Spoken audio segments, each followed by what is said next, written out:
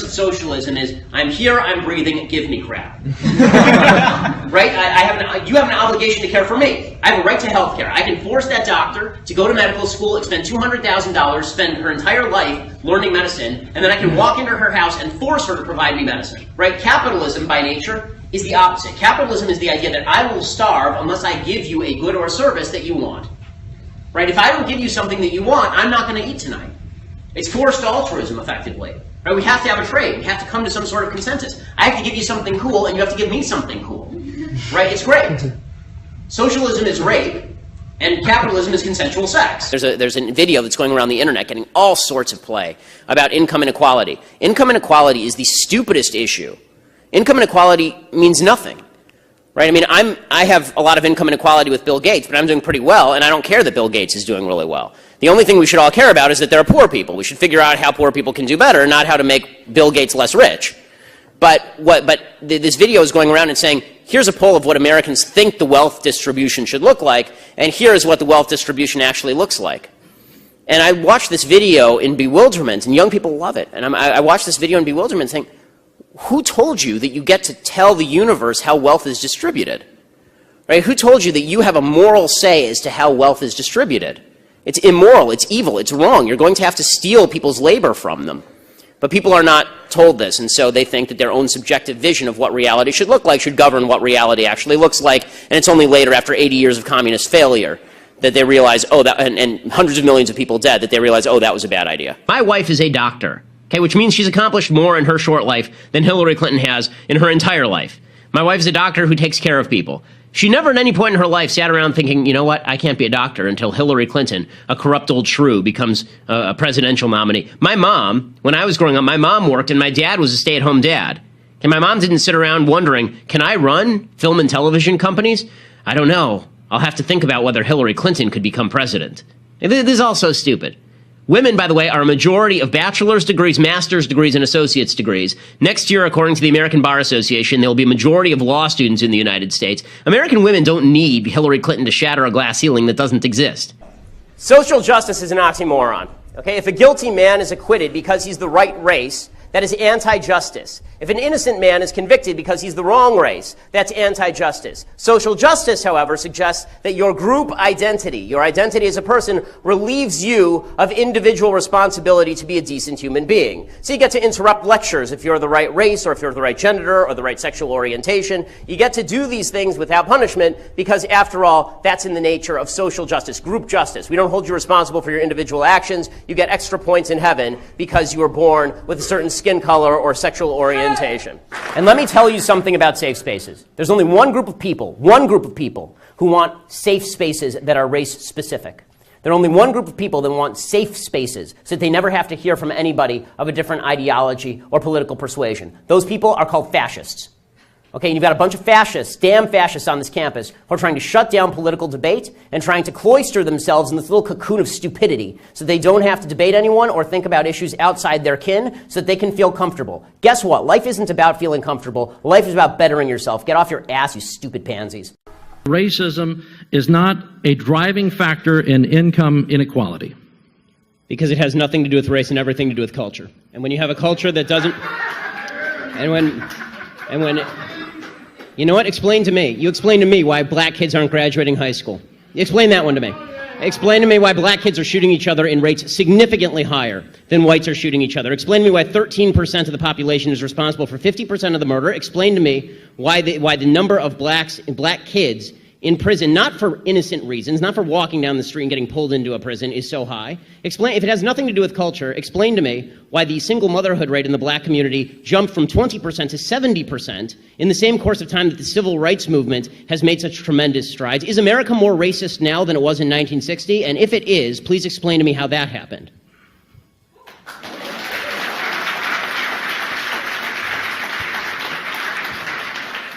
How do you say that some people don't have privilege when you basically just said that trans people aren't valid? They're not a thing. They're just girls pretending to be boys or boys pretending to be girls. Okay. Okay. Oh, someone's excited. Okay. Biological, but gender is a completely different thing. No, gender is not disconnected from sex. So it's not completely disconnected, but it's still a cultural thing. It's still from society. Okay. No, it is not in the mind. Okay, you're not a man if you think you're a man. And I didn't say pretending, or if I did, I shouldn't have said pretending. Let me amend. You said playing. Okay, I said a boy who thinks he's a girl. That's the usual phraseology I use. Not playing. I usually say a boy who thinks he's a girl or a girl who thinks he's a boy, which is technically what we're talking about here. As far as the actual psychological issues at play, it used to be called gender dysphoria or gender identity disorder. Now they call it gender dysphoria.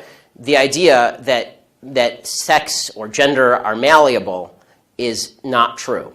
Okay, and I'm not denying your humanity if you're a transgender person. I am saying that you are not the sex to which you claim to be. You're still a human being, and you're a human being with an issue that I wish you Godspeed in dealing with in whatever way you see fit. But if you are going to dictate to me that I'm supposed to pretend that men are women and women are men, no. My answer is no. I'm not going to modify basic biology because it threatens your subjective sense of what you are.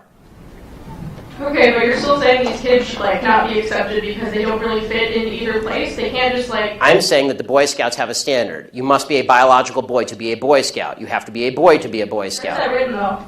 Okay. In the name Boy Scouts. So women should just, say suck it and have a child, suck it up and have a child? Well, if you get pregnant, yes, because you don't get to kill things just because it's in your uterus. It's my body. How about you just stay out of it? How about it's baby? How You about don't get to kill it you're because it's in talking there. so much about how... I don't care about your appendix. I don't care about your thorax. I don't even care about your uterus. I care about what's in it. The And I can child. take out my appendix if I don't want it, so why can't I take out other parts of my body? Because they're not independent living human beings. They're not independently living human beings when they're a bundle of cells. Oh, okay. So let me get this. Let's assume that your scientific knowledge is vast. Let's assume your scientific knowledge. So are you also against partial birth abortion? I think I don't understand why people would have At what point does that bundle of cells become a human being in your view? Sorry. No, really. I mean, this is. I just need to calm down for a minute. Sorry, Jennifer. You're going to go to another question.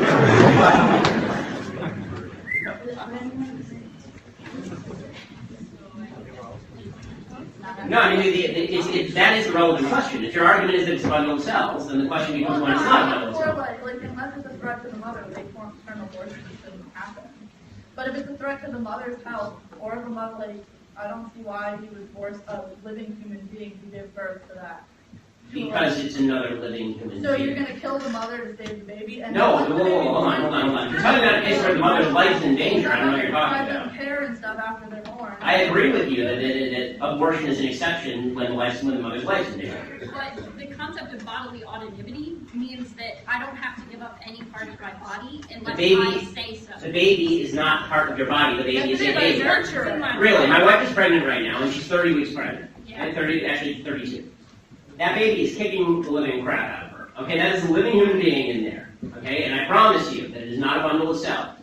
I can guarantee you it's not a bundle of cells because that is a baby.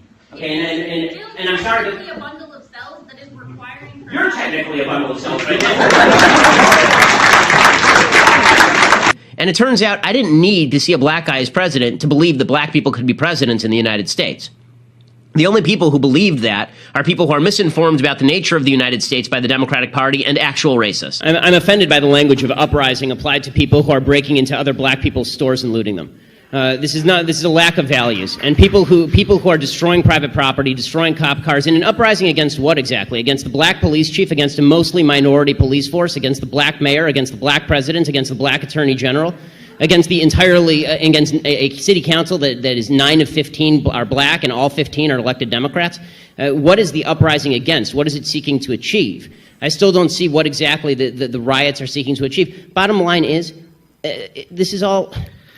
It all could be boiled down to just act like a mensch. Act like a human being.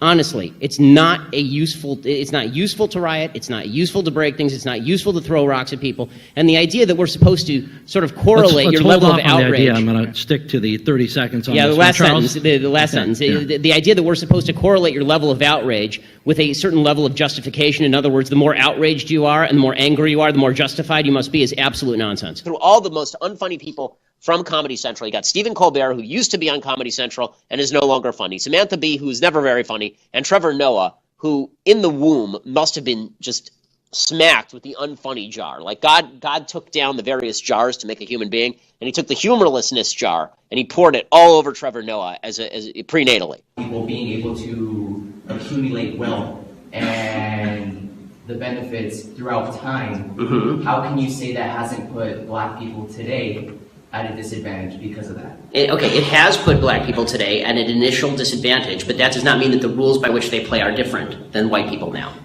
Okay, so the fact is that some people are born poor, and put race aside for a second, some people are born poor and some people are born rich in America. Right? We can acknowledge this. Some people are born poor and some people are born rich.